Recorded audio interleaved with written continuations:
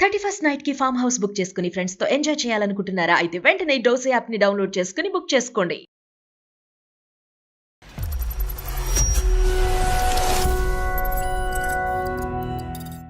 నాకు అత్త లేదు కానీ అత్త కంటే ఎక్కువ పోరుందండి ఆమెతో. నాకు ప్రతి విషయంలో అన్ని రకాలుగా సాధిస్తుంది. గర్వంగా చూసుకున్నాడు మా అత్తయ్య లేనందువల్ల, కానీ ఆమె నా మెడ మీదకు చూసుంటుందండి ప్రతిసారి. పుట్టిల్లు నేనే ఫస్ట్, నేనే ముందు వచ్చాను, నువ్వే తర్వాత వచ్చావని అన్ని రకాలుగా సాధిస్తుందండి. కదమ్మా, ఎటువంటి సమస్యల వల్ల అమ్మాయికి 1 year లోనే విడాకులు అయిందమ్మా? హస్బెండ్ సతాయించేది, అందుకే వాళ్ళ పోరు పడలేక ఆమెను ఈ ఇంట్లోంచి వెళ్ళగొట్టేశారండి. ఆమెకు బ్రష్ పేస్ట్ పెట్టియడం నుంచి ఆమెకు నైట్ పడుకుంటే బ్లాంకెట్ పడుకునే వరకు ఆమె పర్సనల్ గా చేస్తాను. చేయవలసినటువంటి అవసరం లేదు. ఆ మాత్రం మీ భర్తకు అర్థం కాదమ్మా? అన్నయ్యతోని సెంటిమెంట్ నాటకం ఆడి నన్ను కొట్టిపిస్తుంది సార్. శాంతి, ఏంటి ఫోన్ చేసావు? ఎప్పుడు చేయండి? అన్నయ్య ఏమైనా పని ఉందా? నాకు బిస్కెట్ వేసుకున్నావు. నువ్వు చేస్తుంది తప్ప లేదా నువ్వు కరెక్ట్ చేస్తున్నావు అనేసి నీకేమైనా అర్థం అవుతుందా? మాట్లాడుతున్నావు తప్పు తప్పు ఉప్పు అని.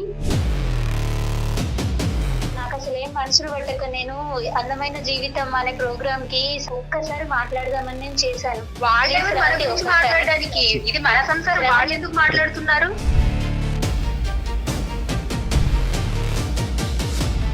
తను మంచి నేర్పిస్తే నేను నేర్చుకునే పొజిషన్ లో తప్పేముందమ్మా? తనకు ఎలాగో పిచ్చి పెట్టి మాట్లాడుతుంది. అసలు ఏ సమస్య లేకుండా అక్కడ మీ దాకా వచ్చింది. కనీసం మీరైనా తన కౌన్సిలింగ్ ఇవ్వండి. నువ్వు ఏలికేస్తే కాలికేస్తున్నావు తల్లి, కాలికేస్తే ఏలికేస్తున్నావు. నేను మా అన్నయ్య వాళ్ళ ఇంట్లో ఉండడం తప్పంటారా?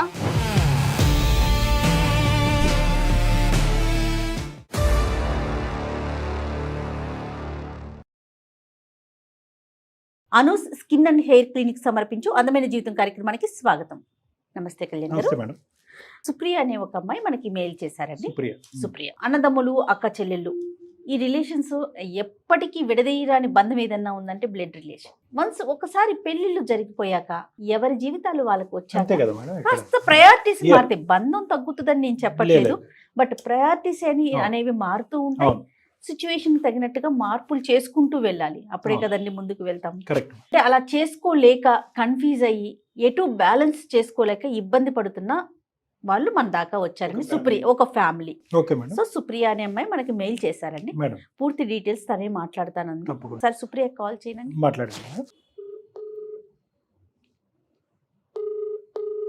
హలో, నేను అందమైన జీవితం నుంచి మాట్లాడుతున్నానండి. నా పేరు జయ, నాతో పాటు డాక్టర్ కళ్యాణ్ చక్రవర్తి గారు ఉన్నారు. ఒకసారి మాట్లాడతారా?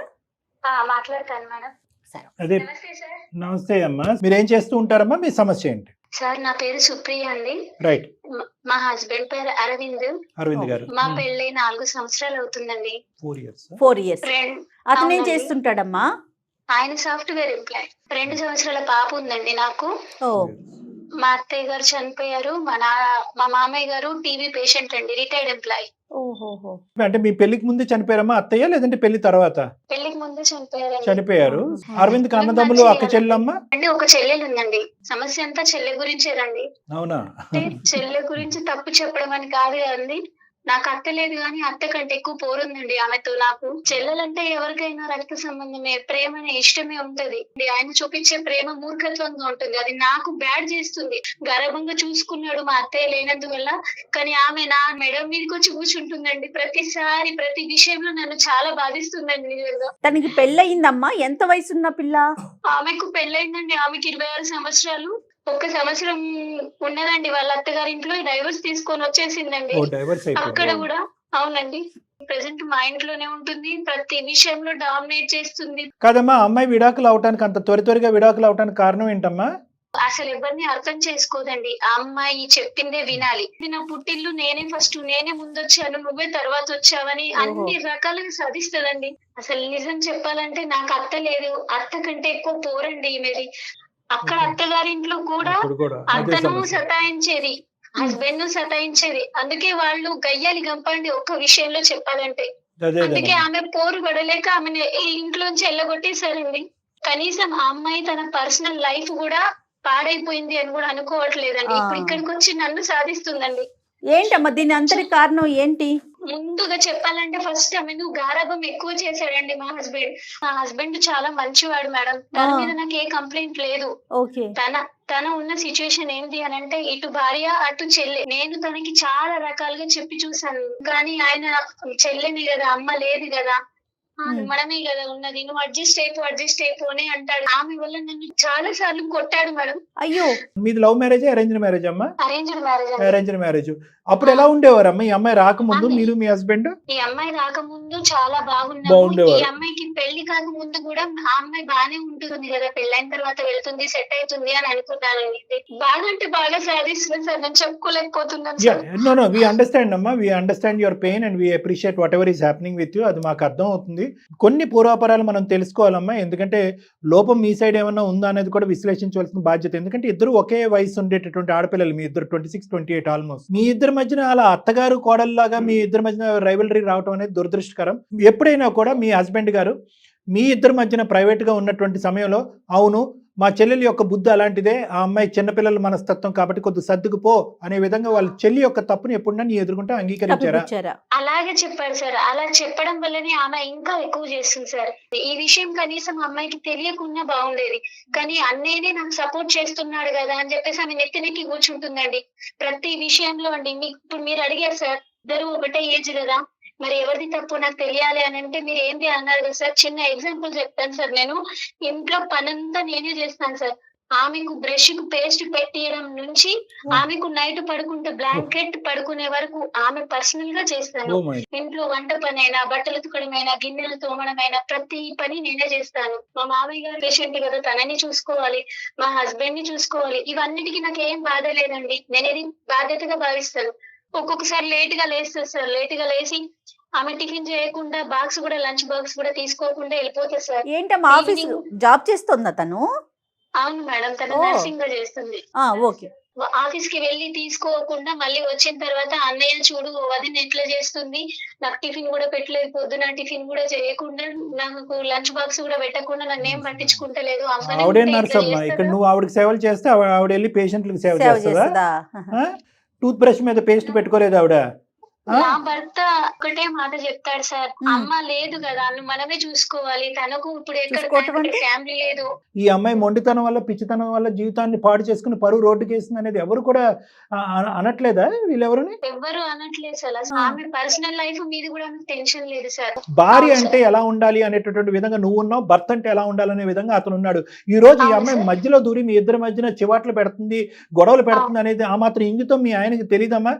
చెల్లి నీ పని నువ్వు చూసుకో అని అంటున్నాడా, లేదంటే ఆ అమ్మాయి అక్కడ డైవర్స్ తీసుకుని ఇక్కడికి వచ్చి బాధపడుతుంది కాబట్టి ఆ అమ్మాయిని ఇంకా కాస్త పేషెంట్ గా చూడాలని అనుకుంటున్నాడా? ఆయనకు కూడా తెలుసు సార్, ఈ అమ్మాయి కొంచెం మొండిది, చెప్పిన మాట వినదు, తనకు కావాల్సిందే కావాలంటుంది, తన మనస్తత్వం తెలుసు సార్. నాకు కూడా చెల్లి లాంటిదే సార్. నేను ఇప్పుడు మీకు చెప్పడం కూడా ఏదో తన మీద నేను షికాయత్ చెప్పాలి, తనేదో చెడిపోవాలని చెప్పట్లేదు సార్. నేను కోరుకునేది ఒకటే సార్, ఆమె నా జీవితంలో డిస్టర్బ్ చేయొద్దు. తను మా ఇంట్లో ఉన్నా పర్వాలేదు సార్, కాకపోతే తను మంచిగా కలిసి ఉండాలి. నాకు కూడా ఒక చెల్లి లాంటిదే సార్. తను నాతో కలిసి ఉండాలి, మంచిగా ఉండాలని అనుకుంటున్నాను. నేను చేసే పనిలో ఆమె సహాయం చేయాలని కూడా నేను అనుకోవట్లేదు. చిన్న మాట సార్, సినిమాకి వెళ్తే నాకు ప్రైవసీ లేదు, మాతో వస్తా అంటుంది. గుడికి వెళ్తానంటే ప్రైవసీ లేదు. నాకు 2000 రూపాయల డ్రెస్ కొనుక్కుంటే ఆమెకు నాకు 2500 కావాలంటది. 2500 డ్రెస్ ఆమెకు నచ్చినా నచ్చకపోయినా కాస్ట్ చూస్తారు సార్. ఈమె కంటే నాకు ఎక్కువ ఉండాలి, వదిన కంటే నాకు ఎక్కువ ఉండాలి, ఈ అమ్మాయి పై చేయి ఉండాలి అన్నయ్య కళ్ళల్లో. సార్ ప్రతి విషయం సినిమాకి వెళ్ళినా కూడా అంతే సార్. ఈ సినిమా వెళ్ళాలి, ఆ సినిమా వెళ్ళాలని, ఏ సినిమా వెళ్దామని నా హస్బెండ్ నన్ను అడిగినా కూడా నేను ఏదైతే అడుగుతానో దానికి అపోజిట్ గా అడుగుతుంది సార్. ఇంకా ఇలా కూడా చెప్తుంది సార్, నా హస్బెండ్ తో ఉద్యోగం చేయకుండా ఇంట్లోనే ఉంటుంది అని చెప్పేసి ఇలా చెప్తుంది సార్. నేను ఉద్యోగానికి వెళ్తే నా పాపని ఎవరు చూస్తారు, మా మామయ్యని ఎవరు చూస్తారు? బిజినెస్ అమ్మా, తను చదువుకుంది, తను ఒక నర్స్ కింద పని చేసుకుంటుంది, నువ్వు ఇంట్లో పిల్లల్ని చూసుకుంటున్నావు, తప్పే ఉంది. అది బాక్స్ తీసుకెళ్లకుండా, కావాలని తీసుకెళ్లకుండా, తను తప్పు చేసి తను లేవకుండా, తను లేట్ చేసుకొని ఇంటికి వచ్చిన తర్వాత అన్న నాకు వదిన బాక్స్ కూడా పెట్టలేదు, టిఫిన్ కూడా పెట్టలేదు, నేను అంత భారం అయిపోయినా మీకు అని చెప్పేసి అన్నయ్యతోని సెంటిమెంట్ గా నాటకం ఆడి నన్ను కొట్టిపిస్తుంది సార్. చాలా సార్లు ఇలా చేసింది. చెల్లి వైపు వేలెత్తి చూపెట్టాలా లేదంటే అన్నయ్య వైపు వేలు మీ భర్త వైపు వేలెత్తి చూపెట్టాలమ్మా? ఏమ్మా ఇతనికి కామన్ సెన్స్ లేదా? మీరిద్దరు ఇష్టపడి పెళ్లి చేసుకున్నారు, ఒక ఆడపిల్లని కన్నారు. భార్యకి ఇచ్చేటటువంటి స్థానం చెల్లెలు వెనక్కి రావడంతో రివర్స్ యూటర్న్ తిరిగి చెల్లి వెనక్కి వస్తే భార్య స్థానం పోయినట్టేనమ్మా. ఇతని ఇంగితం ఏమైంది, ఇతని చదువు ఏమైంది, ఇతని సంధి ఏమైంది? ఎంతసేపు తన ఆడబడుచుని అనుకుంటుంది కానీ వీళ్ళ హస్బెండ్ చేసేది. ఇప్పుడు ఒకటి సింపుల్ పాయింట్ అమ్మా, ఈ రోజు నువ్వు గట్టిగా అంటే కనుక ఆడపిల్లకి తప్ప లేదంటే చెప్పేటటువంటి వాళ్ళు లేకపోవటం అన్న. తల్లి లేదు, తల్లి చిన్న వయసులో చనిపోయింది. ఇద్దరు మగాళ్ళు, మంచం పట్టినటువంటి ఒక తండ్రి బాధ్యత ఎవరిదమ్మా? తండ్రి బాధ్యత అయినా అన్నయ్య బాధ్యత అయినా ఒక మగాడు బాధ్యత అయినటువంటి అమ్మాయిని లైన్లో పెట్టవలసినటువంటి ఆలోచన అతనికి ఉండాలి. నెంబర్ 1. నెంబర్ 2, చెల్లింతే అని చెప్పి 3 సంవత్సరాల పాటు ప్రేమించినటువంటి ఒక భార్య కాకుండా పోయింది. ఆ అమ్మాయిని ఎక్కడ పెట్టాలో అక్కడ పెట్టుంటే ఎంత బాగుండేది. వీళ్ళు ఏదైతే పెళ్లికి ముందు తప్పు చేశారో పెళ్లి తర్వాత ఆ అమ్మాయి విడాకులు తీసుకొచ్చి ఇక్కడ కూర్చున్న తర్వాత అదే తప్పు కంటిన్యూ అవుతుంది. రేపొద్దున మళ్ళీ ఇదే తత్వంతో మళ్ళీ పెళ్లి చేస్తాడు, ఇంకోటి బక్కర అవుతాడు. సో మీ భర్తను కూడా ఇక్కడ మాట్లాడాలమ్మా. ఇక్కడ వాస్తవానికి ఏంటంటే ఆ అమ్మాయితో మాట్లాడమని చేసావా ఈరోజు ఈమెయిల్, లేదంటే మీ ఆయనతో మాట్లాడమని చేసావా మాకైతే తెలియదు. కానీ ఇక్కడ ఖచ్చితంగా list of people who should be trained. ఎలాగ ఈ అమ్మాయిని పెంచాలి, ఎలా ఈ అమ్మాయిని చూసుకోవాలి, లేదంటే ఈ అమ్మాయి ఒక ఉపద్రవం, కొంపలు ముంచేటటువంటి ఒక ఉపద్రవం మీ కొంపను ముంచుతుంది, రేపొద్దున మళ్ళీ వెళ్ళి ఇంకో కొంపను ముంచుతుంది, అక్కడ కూడా విడాకులు అవుతుంది. తప్పుగా అనుకోకండి. ఈ మనస్తత్వం అనేది చాలా డేంజర్. ఆ మనస్తత్వాన్ని లైన్లో పెట్టవలసినటువంటి బాధ్యత మీ భర్త మీద ఉంది. దానికి ప్రధానంగా అమ్మో నాయనో అని మీ ఆయన భయపడటం ఆగితే అప్పుడు ఈ అమ్మాయిని సెట్ చేసుకోవచ్చు. మీ ఆయనది కూడా ఈక్వల్ గా తప్పు ఉందని చెప్పడం నా ఉద్దేశం అమ్మ. తను ఇటు భార్యని చెప్పలేక అటు చెల్లెని బుజ్జగించలేక నువ్వు ప్రతిదానికి సర్దుకుని వెళ్ళిపోతున్నావు. మీ ఆయన రెచ్చిపోతున్నాడు. ఏమే ఇలా మాట్లాడతావు? వయసులో పెద్దనైనటువంటి వదినతో ఇదేనా మాట్లాడేది? నీకు అక్కడ తప్పు చేసి వచ్చి ఇక్కడ పెంట పెడుతున్నావు అని చెప్పి ఆ అమ్మాయికి ఒక మాట చెప్పకుండా నిన్ను కొట్టేవాడు కన్ఫ్యూజ్ అవుతున్నాడు అని అంటావా? అతనేం కన్ఫ్యూజ్ అవ్వట్లేదమ్మా, చాలా క్లారిటీతో వచ్చింది. మన ఆడపిల్ల మన దగ్గరే ఉంటుంది, ఈ ఆడపిల్ల మాత్రం బయట ఆడపిల్ల. అయ్యో రామా, నీ స్థానాన్ని నువ్వు బలపరుచుకో. నువ్వు బ్రష్ల మీద టూత్ పేస్ట్లు పెట్టక్కర్లేదు, టిఫిన్ బాక్స్ లో ప్యాకింగ్లు చేయక్కర్లేదు. ఫోన్ కు ఛార్జింగ్ కూడా నేనే పెట్టాలి సార్, అది ఓలా చేస్తుంది. నీకంటూ ఒక వ్యక్తిత్వం ఉంది, నీకంటూ కొన్ని హక్కులు ఉన్నాయి, కొన్ని ఆనవాయితీలు ఉన్నాయి, కొన్ని పద్ధతులు ఉన్నాయి. దయచేసి వ్యక్తిత్వాన్ని చంపేసుకుని అలా నీచంగా కిందకి దిగిపోకండి అమ్మా. ఫస్ట్ డే నుంచి నువ్వు అలా మాట్లాడుంటే కనుక ఈరోజు సబ్జెక్ట్ ఇంకో విధంగా ఉండేది. అది ఇక్కడ దాకా వచ్చేదానివే కాదు. మీ ఆయన ప్యాంపర్ చేస్తున్నాడు కదా, నువ్వు ప్యాంపర్ చేసావు. నీ కూతురికి ఇచ్చే టైం కంటే ఈ అమ్మాయికి ఎక్కువ టైం ఇస్తున్నావు నువ్వు. ఇప్పుడు మళ్ళీ నువ్వు ఇంటికి వెళ్ళాక మీ ఆయనతో గొడవ పెట్టుకోమని నా ఉద్దేశం కాదు. ఇక్కడ నీ తప్పు ఉంది, మీ ఆయన తప్పు కూడా ఉంది. ఉద్యోగం చేయమని చెప్పడమే కాకుండా పుట్టింటి నుంచి డబ్బులు తీసుకురమ్మని చెప్పేసి కూడా చాలా గొడవ చేస్తుంది సార్. ఈ తాగుతూ ఒక మాట చెప్పాను, శ్రవంతి మంచిగా పెళ్లి చేసుకొని నువ్వు కూడా హ్యాపీగా లైఫ్ ఉండొచ్చు కదా, మంచి ఉద్దేశంగా మళ్ళీ పెళ్లి చేసుకోమని చెప్పారు. అవును మేడం.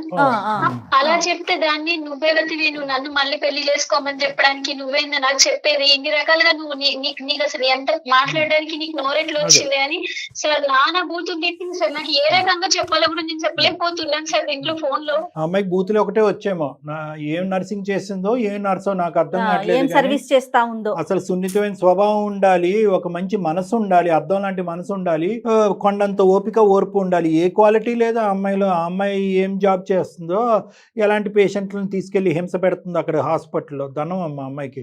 సరే ఇవన్నీ కాదమ్మా, ఈరోజు మేము ప్రత్యేకంగా మీ ఆయనతో మాట్లాడి మీ ఆయన ద్వారా ఆ అమ్మాయిని కంట్రోల్ చేయాలా, లేదంటే డైరెక్ట్ గా ఆవిడకేనా మాట్లాడాలి? అమ్మో, ఇప్పుడు గయ్యల గంప బ్రహ్మరాక్షస్ అవుతుందేమో మేము మాట్లాడాక. ఆ అమ్మాయి ఎక్కడుందమ్మా ప్రస్తుతం? హాస్పిటల్లో ఉంది సార్. కల్పమ్మా, ఫోన్ కలిపి ఒక 2 నిమిషాలు తల్లి. ఒకటి, మామూలుగా మీరిద్దరూ ఎప్పుడైనా ఫోన్ లో మాట్లాడుకుంటే అసలు మాకు కూడా అర్థం కావాలి కదా, మేము ఉన్నాము అని చెప్పగానే అమ్మాయి పాలిష్డ్ గా మాట్లాడుతుందేమో కదా, అలా కాకుండానే ఆ అమ్మాయి స్వరూపం నిజ స్వరూపం తెలియాలంటే మామూలుగా క్యాజువల్ గా నువ్వు మాట్లాడు.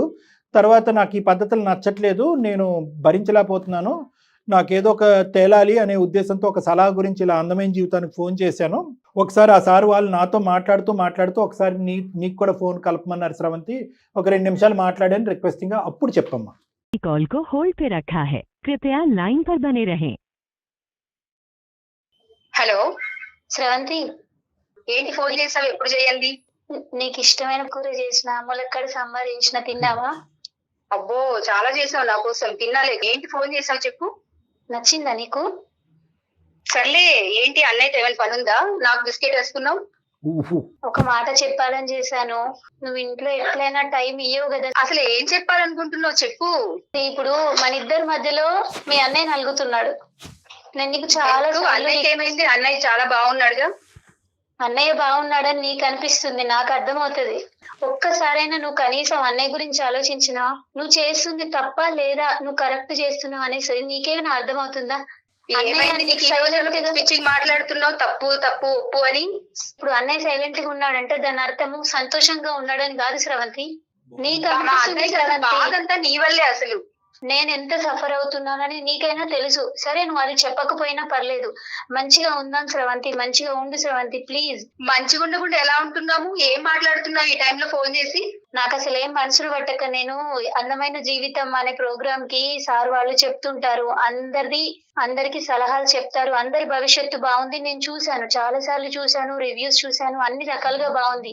ఒక్కసారి మాట్లాడదామని నేను చేశాను. వాళ్ళెవరు మన గురించి మాట్లాడడానికి? ఇది మన సంసారం, వాళ్ళు ఎందుకు మాట్లాడుతున్నారు? అది కాదు పాయింట్. శ్రవంతి, ఒక్కసారి నువ్వు మాట్లాడితే నీకు అర్థం అవుతుంది. ఒక్కసారి నువ్వు మాట్లాడండి. అసలు ఇవన్నీ నువ్వు ఎలా చేస్తున్నావు? అసలు నీకు ఎవరు చెప్పారు ఇలా చేయమని? అలా చేయమని తనకి ఎవరో అంటే ఇప్పుడు చెప్పారు కదా. ఒకటమ్మా, ఎవరు శ్రవంతి, 1 మినిట్ అమ్మా, నువ్వు నర్సువి, నేను డాక్టర్ని. సో కాస్త మన ఇద్దరం ఒక లెవెల్లో మాట్లాడుకోవచ్చు మనం. ఓకే, మన ఇద్దరం మెడికల్ ప్రొఫెషనల్, మన అందరి మీద ఒక బాధ్యత ఉంటుంది. అందులో ప్రధానంగా ఉండవలసింది ఓపిక, ఓర్పు, సహనం అనేటటువంటిది. నీకు ఆ సహనం ఉంది. ఒక 2 నిమిషాలు ఒక సహనంతో నేను చెప్పేటటువంటి 2 మంచి మాటలు వింటామనే ఉద్దేశంతో ఈ స్వేచ్ఛని తీసుకుని నిన్ను మేము బ్యాక్గ్రౌండ్లో ఉండి ఆ అమ్మాయిని మాట్లాడమని చెప్పామమ్మా. తప్పైతే క్షమించు. ఒక్క చిన్న మాట అమ్మా, ఒక 5 నిమిషాలు మాట్లాడావు తల్లి. వదిన అనే మాట అనలేదేంటమ్మా? ఆవిడ మీ వదిన కాదా? అమ్మాయి 20 సార్లు శ్రవంతి ప్రేమ ఉన్నట్ట? నో అలా అనట్లేదు. జస్ట్ ఒక క్యాజువల్ డౌట్ నేను అడిగానమ్మా. అంటేనే ప్రేమ ఉన్నట్ట, లేకపోతే ప్రేమ కాదు. అట్లీస్ట్ వదిన అనాలి, లేదంటే సుప్రియ అనాలి. ఆ అమ్మాయి కష్టపడి ఒక 2 కూరలు చేసి రుచిగా ఉందా అని అడిగింది. అదేదో బూతుమాట్లాగా అది తీసి పక్కన పెట్టు, నాకు బిస్కెట్ వేస్తున్నావు. ఇప్పుడు ఫోన్ చేయని ఆవిడ ఫోన్ చేసి నాతో మాట్లాడుతుంది No, no, అంటే madam. అడుగుతున్నాను. అమ్మ నోనో, నేను ఒక్క ప్రశ్న నేను అడుగుతాను. ఆవిడ ఎవరమ్మా నీకు? వదిన అవుతుంది. అంటే తల్లి తర్వాత తల్లి కదా. కాదండి, నాకు అర్థం అవ్వలేదు. తనకి ఏం సమస్య ఉందని అసలు మీ దాకా వచ్చింది, నాకు అర్థం అవ్వట్లేదు. అమ్మ ఏమీ లేకుండా అయితే మా దగ్గర వచ్చి ఉండదు కదమ్మా. అసలు ఇప్పుడు నన్ను మా అన్నయ్య ఒక రాణి లాగా చూసుకుంటున్నాడు. ఓ, అన్నయ్య చూసుకునేవాడు. బయటికి ఇప్పుడు వెళ్ళట్లేదు, మనం హ్యాపీగా ఇంట్లో ఉంటుంది. నేను కష్టపడుతున్నా, మా అన్నయ్య కష్టపడుతున్నాడు. తను హ్యాపీగానే ఉంటుంది కదా. ఏ సమస్య ఉందని నీ దాకా వచ్చింది? నీ గురించి ఏమీ వ్యతిరేకంగా చెప్పలేదు ఆ అమ్మాయి. ఆ అమ్మాయి ఒకే ఒక మాట అంది, ఏమండి నేను ఎంత బాధపడినా, నేను ఎంత అనుభవించినా కూడా ఈరోజు ఆ అమ్మాయి రేపొద్దున వేరే ఇంటికి వెళ్ళవలసినటువంటి అమ్మాయి కొద్ది సున్నితత్వం అనేది నేర్చుకుంటే మంచిది, కొద్దిగా ఆలోచన అనేది మంచిది, ఒక మానవత్వంతో ఆలోచించడం అనేది మంచిది, కొద్దిగా సాఫ్ట్ గా ఉండాలి ఆవిడ, అది నేర్పించడానికి నేను ట్రై చేస్తుంటే కనుక రామ అంటే బూతులాగా ఈ అమ్మాయి నామే తిరగబట్టడం మొదలుపెట్టింది. రేపొద్దున ఆ అమ్మాయి భవిష్యత్తు గురించి ఆలోచిస్తున్నావు, బాధగా ఉందని చెప్పి నీ భవిష్యత్తు గురించి మాకు చెప్పిందమ్మా. ఓ అంటే ఇప్పుడు తను మంచి నేర్పిస్తే నేను నేర్చుకునే పొజిషన్ లో తప్పే లేదు. ఉందమ్మా? నీకన్నా సారీ, తప్పే పెద్దది కాదు ఉందమ్మా? కదా, పెద్దదే కదా ఆవిడ. ఈ రోజు నువ్వు ఒక ఇంటి నుంచి వచ్చేసావు, ఏ కారణం చేసి వచ్చేసావు అనేటటువంటి మాట నేను మాట్లాడిన ఈ రోజు. కానీ అక్కడి నుంచి నువ్వు వచ్చావు అంటే కనుక నీ సైడ్ ఏ తప్పు లేకుండా నువ్వు ఈ రోజు ఇక్కడికి రాలేదమ్మా. రేపొద్దున ఆ తప్పు సరిదిద్దుకోవాలి అనేటటువంటిది బుద్ధి చెప్పేటటువంటి స్థానంలో ఒక తల్లి పాత్రలో నీకంటే 2 years పెద్ద ఆమె. నేను మా అన్నయ్య వాళ్ళ ఇంట్లో ఉండడం తప్పంటారా? నువ్వు ఏలికేస్తే కాలికేస్తున్నావు తల్లి, కాలికేస్తే ఏలికేస్తున్నావు. ఆ అమ్మాయి మాట్లాడేటటువంటి మాటలు మేమేమి బ్లైండ్ గా నమ్మేసి నీ దగ్గర రాలేదు. ఈ అమ్మాయితో నీకు ప్రాబ్లం ఏంటి? ఈ అమ్మాయి ఏమైనా నీకు ఇబ్బంది పెడుతుందా? నాకేం ప్రాబ్లం లేదు కాబట్టి నేను సైలెంట్ గా ఉన్నానండి. తనకేం ప్రాబ్లం వచ్చిందని మీ దాకా వచ్చింది? కాదు, తను మీరు అంటున్నారు కదమ్మా, ఆ అమ్మాయికి ఏ ఫుల్ టైం జాబ్ లేదు, మేమే బయటకు వెళ్ళి కష్టపడుతున్నాం, ఈ అమ్మాయికి ఇంట్లో తిని పడుకుంటుందని అంటున్నావు కదా. మరి ఇంకేం కావాలండి? చాలా ప్రశాంతంగా ఉంది కదా. మీకు బాక్సుల్లోకి అన్నం కూర ఎవరు ఇస్తున్నారమ్మా? ఎలా వచ్చేస్తున్నాయి? వాటంతట అవి నడుచుకుంటూ వచ్చేస్తున్నాయా? మీ మరి బట్టలు ఆమె కూడా కబోర్డ్ లోకి, చేయకపోతే ఇంకేం చేస్తుందండి? నేను ఒక మాట చెప్తా వినమ్మా, కబోర్డ్ లోకి బట్టలు వాటంతట వాటికి వెళ్ళిపోతున్నాయా? గిన్నెలు వాటంతట అవే శుభ్రంగా అయిపోతున్నాయా? ఇంట్లో పని అంతా ఎవరు చేస్తున్నారు? అవును మేడం, టూత్ బ్రష్ మీద ప్రపంచంలో ఇంకెవరు పేస్ట్. చేయట్లేదా మేడం? అదేనమ్మా, నువ్వు చేసే పని నువ్వు చేస్తుంటే తను చేసే పని తను చేస్తా ఉంది కదా. అమ్మ, subject is not about employment. Yes, ఏమండి మేడం గారు, మనం పని సబ్జెక్ట్ ఇస్ గురించి నాట్ అబౌట్ మాట్లాడట్లేదు ఎంప్లాయ్మెంట్. ఇక్కడ. ఈ అమ్మాయికి మీరు వచ్చిన తర్వాత మీ అన్నయ్య మీ వదిన ఎలా ఉన్నారు, మీరు రాకముందు మీ అన్నయ్య వదిన ఎలా ఉన్నారు అనేది మీ కళ్ళకు కనిపించట్లేదా? వాళ్ళు ఇబ్బంది వాళ్ళు పడుతున్నారా? చాలా హ్యాపీగానే ఉన్నారండి. అది వాళ్ళు మీరు హ్యాపీగా అనుకుంటే ఉన్నారు ఎట్లాగా? ఇంట్లో. That is something that you are thinking madam. You are thinking it that way. ఇక్కడ మీరు బరువు అయ్యారనో, మీరు అనవసరమైనటువంటి ఇంట్లోకి వచ్చేసి సమస్యలు తెస్తున్నారు అని చెప్పి మేము వేలెత్తి చూపెట్టట్లేదు. ఎవరి పని వాళ్ళు చేసుకుంటే కనుక ఈడు జోడుగా అందరూ హ్యాపీగా ఉంటే కనుక ఈ కుటుంబంలో ఏమీ లేదు. అంటే కొత్త జీవితాన్ని ప్రారంభించాలి అనే ఆలోచన చేసుకో అని అనటం తప్పమ్మా? అసలు మీకు అలాంటి ఆలోచన అవును లేదా? మేడం, అది నా డెసిషన్ కదా. వాళ్ళు బరువు అయిపోతున్నానా? మా అన్నయ్య ఏ రోజు నేను బరువు అని చెప్పలేదు. ఈవిడికి ఎందుకు బాధ వచ్చింది? దీన్ని బరువుగా ఎలా తీసుకుంటావు తల్లి? అమ్మ అసలు ఏం మాట్లాడుతుందండి ఆవిడ? నువ్వు దయచేసి పెడర్థాలు తీసుకోవద్దమ్మా. ఒకే ఒక సింపుల్ లాజిక్, ఓపెన్ మైండ్ తో ఆలోచించండి. ఈ రోజు ఆ అమ్మాయి మాకేదో కంప్లైంట్ పెట్టింది కాబట్టి మీకు బుద్ధి చెప్పడానికి మేము కాల్ చేయలేదు. మీరందరూ ఫైనల్ గా ఎలా హ్యాపీగా ఉంటారు అనేటటువంటి ఆలోచనతోనే మేము చేసాం. అమ్మ నీకు మీ వదినతో ఏమైనా ప్రాబ్లం ఉందంటే, నాకు మా వదినతో ఏ ప్రాబ్లం లేదో అని నువ్వు అన్నావు, అయినా కానీ గొడవలు అవుతున్నాయి. ఒకటి అర్థం చేసుకో అమ్మా, ఏ కారణం చేత అక్కడ వదిలేసి ఆ ఇల్లు వదిలేసి ఈ ఇంటికి వచ్చావు, అది ఎంత నీ పర్సనల్ అయినా కూడా మీ యొక్క వ్యక్తిత్వం, మీ ఆలోచన వల్ల, మీ తొందరపాటుతనం వల్ల కాదా అది డ్యామేజ్ అయింది ఆ మ్యారేజ్? నా ఒక్కదాని తప్పు ఉండదు కదండి. ఒక్కదాన్ని అనలే కదమ్మా. నేను ఇందాక ఏమన్నాను, ఆవగింజంత ఉండొచ్చు, 10% ఉండొచ్చు, 20% ఉండొచ్చు. ఆ 20% 10% సరిదిద్దుకోవాల్సినటువంటి బాధ్యత ఒక ఆడపిల్లగా నీ నెత్తి మీద ఉంది. రేపొద్దున భవిష్యత్తు వైపు నువ్వు మళ్ళీ పెళ్లి చేసుకుంటావా, ఇలాగే ఉంటావు అనేది నాకు తెలియదు, కానీ ఆ క్యారెక్టర్ అనేటటువంటి మార్చుకోవాలి అనే ఉద్దేశం తల్లి లేనటువంటి ఒక తల్లి పాత్రలో ఉన్న నీ వదిని చెప్తుందమ్మా. దాన్ని ఎందుకు మీరు అవును తీసుకోలేదు? సార్, తనకు ఎలాగో పిచ్చి పెట్టి మాట్లాడుతుంది. పిచ్చి పట్టి. ఏ సమస్య లేకుండా అక్కడ మీ దాకా వచ్చింది.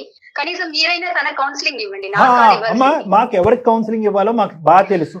మేము మీ ఇద్దరు సంభాషణలో విన్నటువంటి 10 minutes లో ఎవరి పాత్ర ఏంటి అనేది చాలా క్లియర్ కట్ గా అర్థం అవ్వాలనే ఉద్దేశంతోనే ఆ అమ్మాయికి మేము ఏం చెప్పామంటే, you start the conversation, don't declare that we are in the background. మీ వెనకాతలు ఉన్నామని చెప్పకుండా మాట్లాడు.